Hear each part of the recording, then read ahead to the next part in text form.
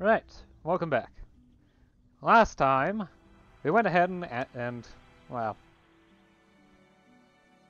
vassalized Göttingen. And then this happened. Yeah. Somehow Brunswick managed to form from Hoya, and took my vassal with it. So I went ahead and immediately declared war. Yeah. I'm not entirely certain what I'm going to do just yet with the peace deal. Either I'm going to go ahead and annex everything, and do some nationalism casus since all the provinces are in the Low Germanic group anyway, so may as well.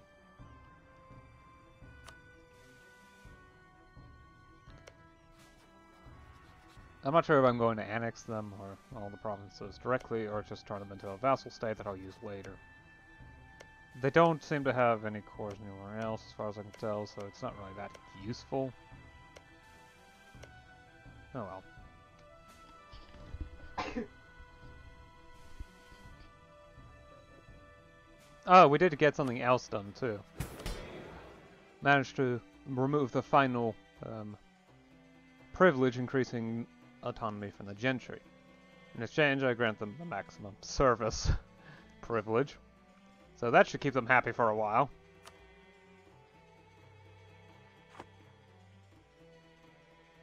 Right. So after that, the only thing that needs to be done is to eventually secularize. Turn the clergy into taxpayers, and, of course, the various bureaucratic reforms. For example, moving to rational taxation, maybe going to general conscription, and of course, professionalizing the military as well as eventually moving to freeholding, if I can somehow manage to get the gentry to 35 power. Dropping them by 20 power is difficult to say the least. Well, let me just ally Bohemia. Oh, come on. There are better allies than Bohemia. Plus, they're also reformed, which makes it slightly more difficult to endear them to me. There we go, 60 ducats, and quite a bit of new territory. Just got to get those leftovers. And begin my work with Feast.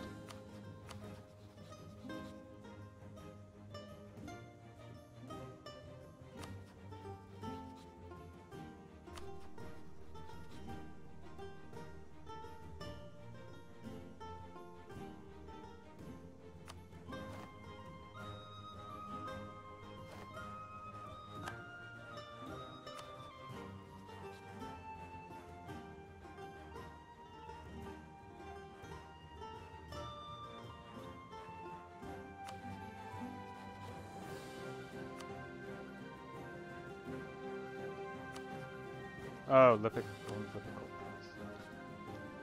Okay, I guess I'll revoke the current too. They seem like a convenient, yet another convenient way to fight Bohemia. Ravensburg is still something I can handle. Because Lippic had more provinces than I thought. Oh yeah, this one has definitely been passed around a lot. I can see that. This one province.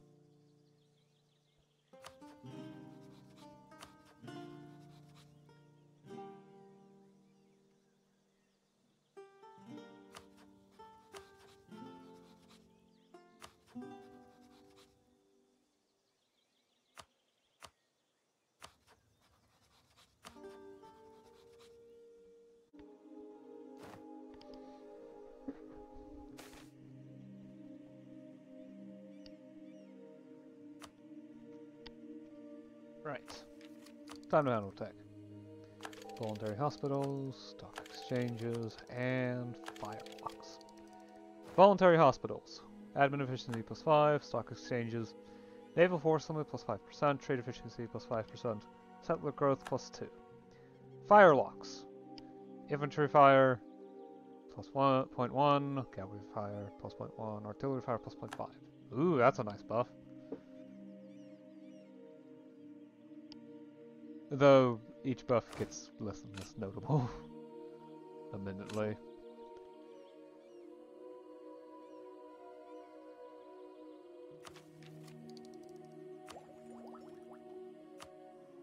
Yep, industrial ideas are here. Ooh, yearly peasant freedom +1. That could make it so that I could actually do the peasant freedom thing. Well, the one that reduces peasant freedom. Where is it? Overlook tenant abuse. Minus 0.1% times gentry power, yearly peasant freedom for the next 10 years. Well, okay, maybe not. But it would certainly allow for them to recover even more dramatically than before. Ooh, boost the peasant labor supply, reduced amenities cost, and better urban production efficiency. Mainly diversion's concern. This consultation up. Ooh, look at that urban output, plus 10%. And even more urban production efficiency. Infantry art, that's a lot of buffs. Infantry and artillery combat ability plus 10%. Boosted production to weapons and naval goods, as well as boosted ship durability. Even more base diversions, better movement speed, reduced pathing cost. And +1 artillery. Oh yeah, I am definitely going industrial. Those buffs are just too good to ignore. Now, as for something else. I think it might be in my interest to finally work towards getting rid of the last vestiges of the clergies. Well, my problems with the clergy. If I can remove their power entirely, that will reduce autonomy across the realm and would strengthen me.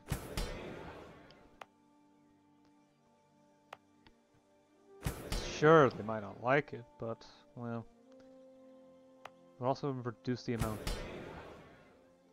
of autonomy that they generate anyway. Of course, in some provinces, like the capital, this doesn't matter. The neighboring provinces might actually end up being well, okay, this province is about to hit that anyway. Just give it some time. It's really the rest of the point's really close to 0. But like this one or this one, it might actually be enough to bring it all the way down.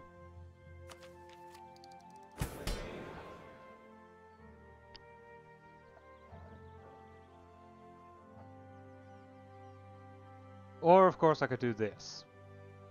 Straight up start taxing the church straight. It would mean I finally start getting tax money from them.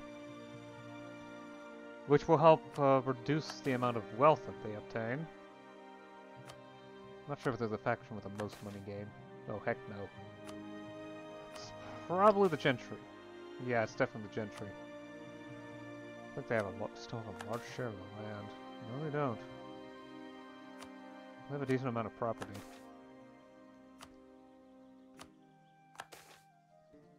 The clergy are actually the biggest landowners. Huh. At least if we count property and land equally.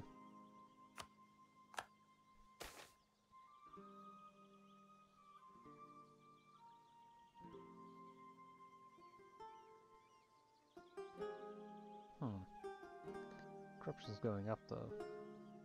The clergy are the source of that. Thanks to their level of power. Right. The more powerful they are, the more the corruption they generate. For example, in this province, well, nobles are probably a decent source.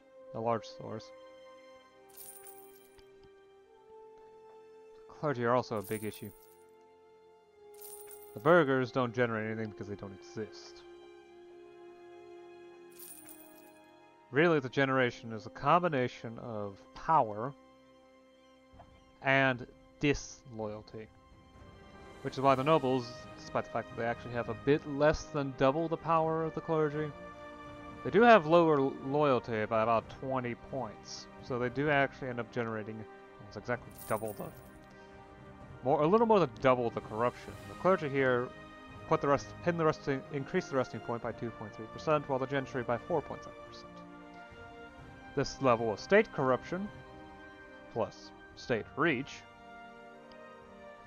ends up increasing it by 2.6, and the laws increases by almost 20. This one scales by state region squared, which is really bad. But I'll make some progress on that. So the question is, do I want more tax money?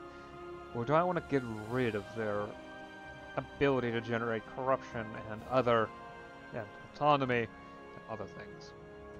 Either way, they're not going to like this. And doing both would probably be a bad idea. While it wouldn't neuter the clergy entirely, it would also make them, well, mutinous, to say the least. So,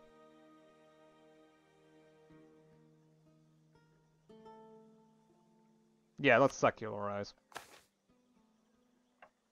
Oh, 60 loyalty. I was not expecting that much.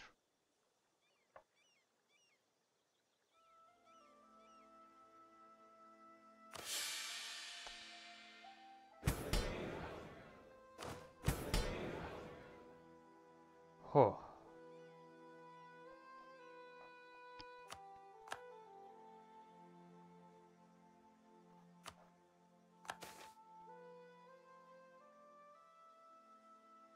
Loyalty is now at 7 because it hits 0 in multiple locations.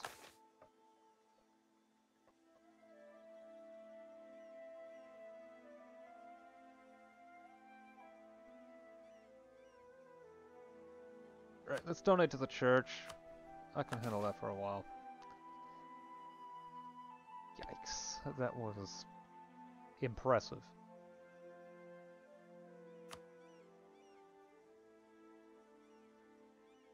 Actually, wait, okay, so review rights and reforms. Seems different than what I expected.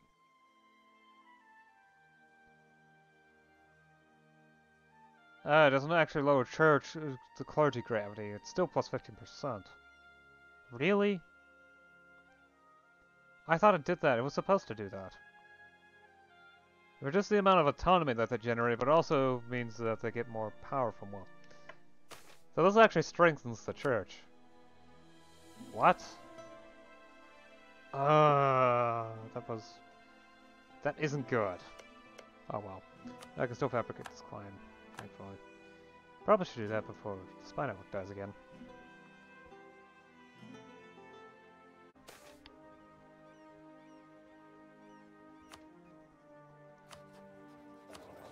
Of course, when I move a merchant around, to a better position, I finally get another merchant. Yeah, the amount of money I'm getting out of this is out of sending someone to the channel just really isn't worth it, so I'm gonna pick a different node. What I'm not sure on is whether or not to use the Vistula node or to try to get the Danube node to go in a better direction.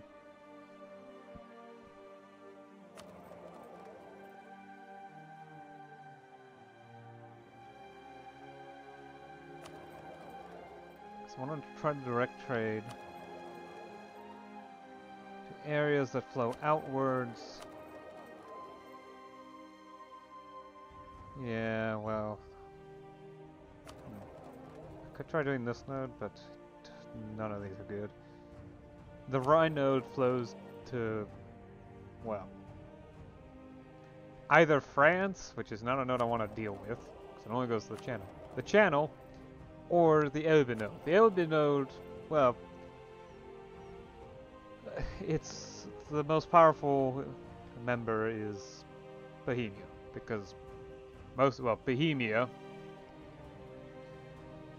the Duchy of Bohemia proper is inside the Elbe node, and, well, Prague is ridiculous.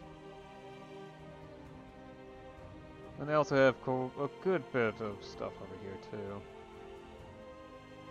Although that stuff is diminishing because of my influence. I am getting stronger in the node, but I still don't want things to flow to there unless I can avoid it. If I can avoid it. The Dnieper node has a lot of outflow. The question is where to? The Vistula node can only go to the Elbe, the Danube, or the Baltic Sea. I'm not so certain about letting stuff flow to the Baltic Sea, but it's better than nothing.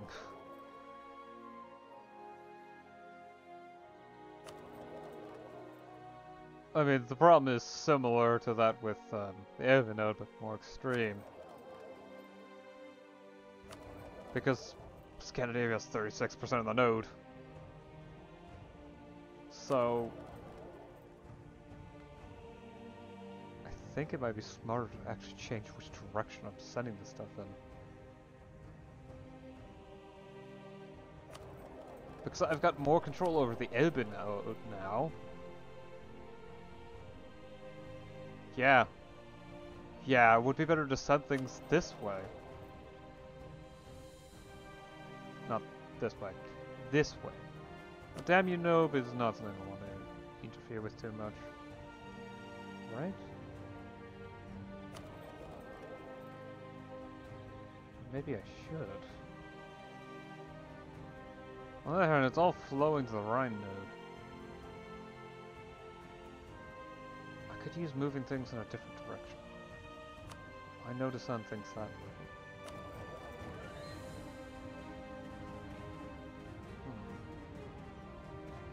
The question, it's a combination of questions. How much flow and how much wealth? How much wealth can I push around by adding a merchant? How much more wealth? Most of the value of the node moves here already. It's a question of what's the ratio between trade power and trade value.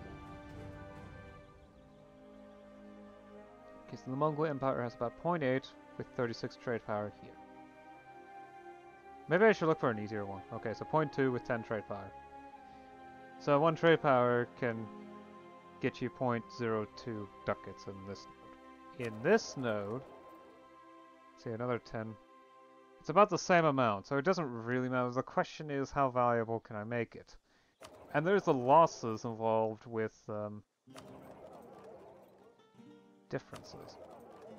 Because if I go here, I can move far more to this node, because a lot of the push in on this node is already in this direction. However, if I go here and do that, not only will there be more value flowing outwards, because there's certainly more trade power being applied by someone that wants to move value out. Me, because it's an inland node. But it's also going in a direction I wanted to go, more of it. Because most of it is going in a direction I would rather it not be going. Then again, I could also do the same thing over here. Who's pushing where? France has a lot of power here. The only other person trying anything is Bohemia. But I can only do so much. Caravan power doesn't really provide much.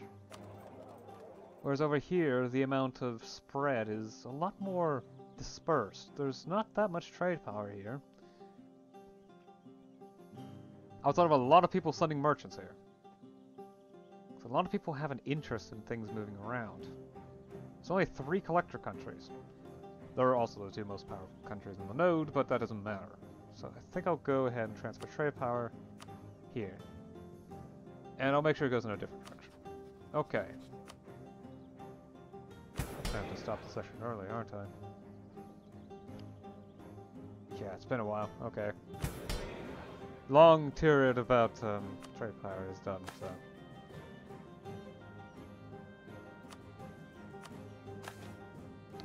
So I can't perform a show with devotion.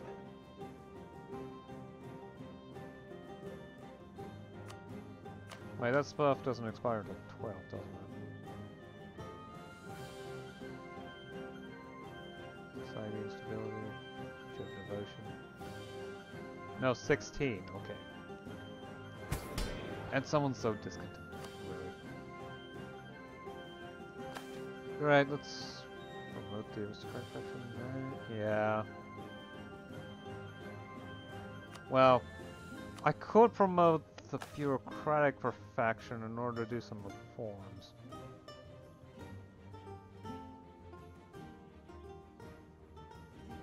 The most notable thing would be expanding incentives for merit.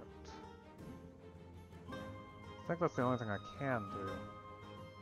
Everything requires a state reach, so probably should touch it. High state reach, oh, that's one thing I could have used my influence for, but I don't need to anger the notability unnecessarily. Yeah, let's just continue doing the old tactic. Oh, and I probably should handle the grain though, especially since recent reforms means that stability is subpar.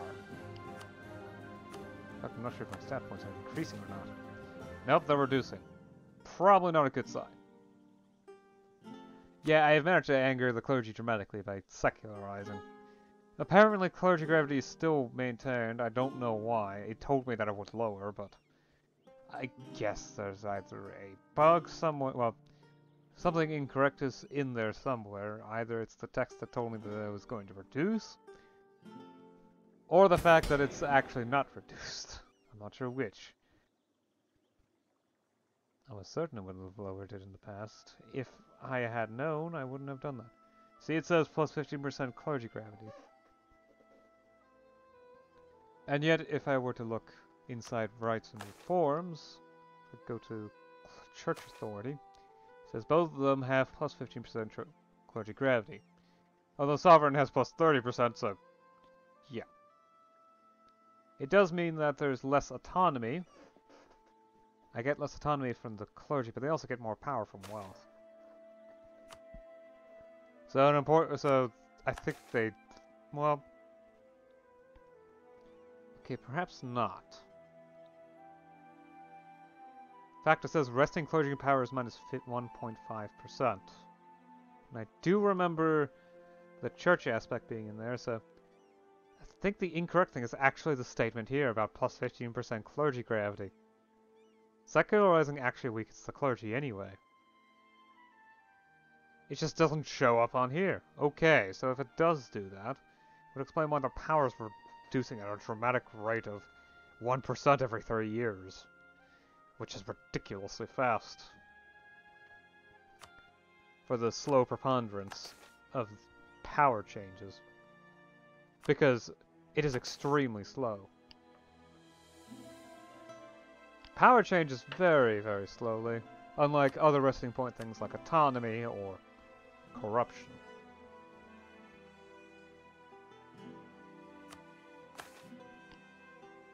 No reason to expand the bureaucracy.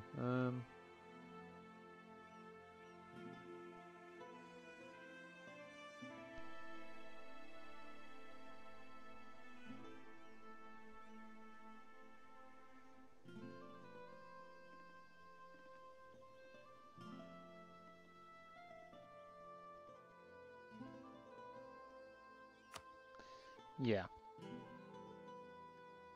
Oh well, once I've managed to turn them into taxpayers, I won't need to handle the clergy any longer. I've also had another look at how industrial ideas looks, and well, I mean stuff like plus 10% infantry and artillery combat ability, plus 10% to, well, armament to the military industries. Yeesh. Not to mention plus 10% to the base output of all urban stuff. And then on top of that another plus 5% urban production efficiency. Oh, and the peasants provide plus 20% more labor. Amenities cost 15% less to build, and another 2.5% to urban production efficiency. Global institutions provide plus 33%. Okay, that's not that much, but seriously. This is a lot of stuff that's really good. I mean, agrarian ideas also is pretty strong in certain ways, but the most notable thing for me when it comes to is cheap irrigation costs, which I haven't invested in at all. I may do so in the future, but honestly, improving irrigation would probably end up increasing the power of the nobles because they're the ones with the biggest share of the land. I think. What else improves the resource share? Okay, the lower classes have the most, but out of the politically inclined factions, the gentry would be the big winners of that. Of course, urban property. Okay, the clergy would be notable, but I'm not sure if... I mean, it would cause the price of knowledge to crash even further. I mean, everyone's already getting all the knowledge they could want. Knowledge is at 6 ducats. It's 6 ducats in the home node. I produce so much knowledge that... Okay, it's still kind of expensive considering the price of all the goods, but goods prices are down across the board. Everything but food seems to be particularly cheap. I mean, naval goods cost less than food. But that's not surprising because, well, naval goods tend to be overproduced in general. Military goods are pretty cheap. Industrial goods could stand to be cheaper. Luxury goods, I'm going to need to find a way if I can produce more of that stuff. But I don't think my cities are big enough to... Or are they? Something I'm going to have to look into in the future. I do have a luxury class industry in here. I suppose a massive armaments industry. Look at that, 137? Yeesh. Yeah. I've also expanded the size of my army because I looked at my budget and the military size and I'm like, I can afford all this, so why not take advantage of it? So I did. Although I may change around the numbers a bit more. I've also went ahead and conquered all the provinces that Brunswick ended up with. Although I was unable to stop with Bentheim conquering Paderborn. I kind of need to look into seeing if I can figure out how to get them. Oh yeah, I've guaranteed them. Perhaps I should stop guaranteeing them. The thing is, they've guaranteed Lippe. Probably because Bohemia decided to ally them. I'm not going to be able to diplomaticize them because, well, they have a core here. It will take until 1857, yeah. A year past the end date in order to lose the core, so really the only option is to conquer them. However, it would be best to use them as a means to get to their allies in order to force them to give up inconvenient alliances. That's probably the best way to put it. Yeah. Oh, and apparently Spain won the war against Great Chu, although I don't see any territorial changes, so there probably wasn't much to it. And Great Chu decided to go ahead and attack England again because of a province in the Philippines. Though possibly not just that, there's also English Burma. Yeah, England owns a large portion of Burma and... Wow. I believe this is called Tenerife? That's this bit. Maybe. Ligor. Yeah. The thin bit of Siam. Or Thailand. It depends on what time period you're talking about. I think it's this time period was definitely called Siam. Culture still called Thai. Yeah. David has also decided to go ahead and... Well, actually it's probably also in because David is defending and it would look like a good opportunity. David is also winning, I think. I'm not 100% certain on that though. Wait, this stuff is owned by Majapahit. Never mind. Nope, England is here. How the heck am I supposed to differentiate between these? This one province is owned by Majapahit. This one is... Oh, they're the same colors, aren't they? No. Okay, all of England's provinces are occupied. Very similar colors though, that's annoying. But yeah. Next idea group, almost certainly industrial. It's just so good. +1 artillery fire. Yay! +1 yearly peasant freedom isn't as important as it was before. Because I managed to get 3 peasantry. It's great, though.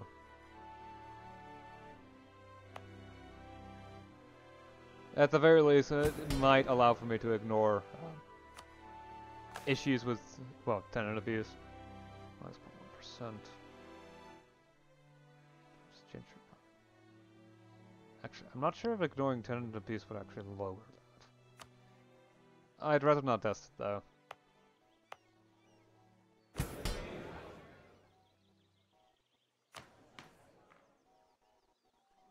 Not until the show devotion stuff and whatnot expires. Oh, I can promote Eastphalian culture.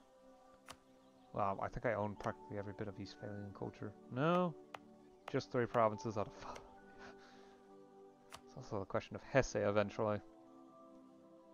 But that's not for this session. I did manage to fabricate a claim here. Okay, that's good. I think that's everything. Oh, and I teched up. Nothing too interesting.